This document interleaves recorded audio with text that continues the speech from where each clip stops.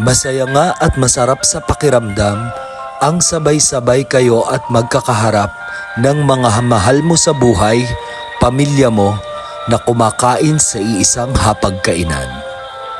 Kadalasan sinasabi nila, kaya hindi na kayo sabay-sabay dahil nasa malayong lugar na yung iba, dahil bihira nyo nang makasama kasi abala na sa kanya-kanyang buhay. Pero pag may pagkakataong kayo ay sabay-sabay, hindi mo mayaalis ang ngiti sa iyong mga labi.